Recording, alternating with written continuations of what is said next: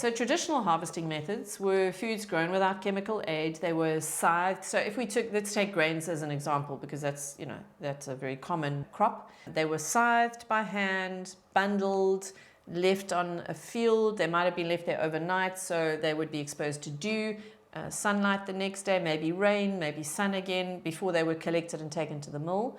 And so they were exposed to the elements, and that allowed for a little bit of a germination of the cell, or the seed, improving its bioavailability. So the minute you have this partial germination or slight fermentation that makes it almost gives it a partial germination, it becomes much more available to the body for absorption, because it decreases a plant's anti-nutrients. And a plant's anti-nutrients are the way a plant protects itself from predators, bugs. So it has these anti-nutrients, and if we consume them just as is, then we experience some problems. But in this sense, they were partially germinated, so it's much more available to the body.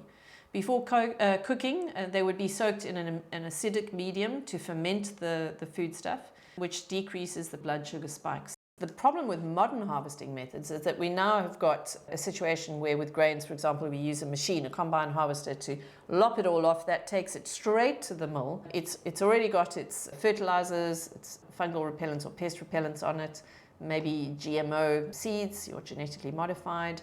It's ground into flour straight away. So it's got all this residual chemical on it. It hasn't lain in the fields. It hasn't been exposed to any kind of temperature change. It hasn't partially germinated.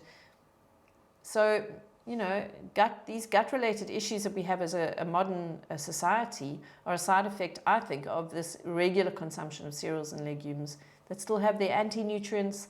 They're covered in chemical fertilizers and pest repellents. It's a bit of a recipe for disaster. So we need to appreciate that we're not really taking care of our guts at all. And then add to that enormous amounts of stress. Add to that all sorts of other habits that we have, like high sugar intake and high booze intake. And that means that we are already at a disadvantage. And on top of that, we're not really preparing our food the way we used to prepare it, which allowed it to be much more gentle on the gut.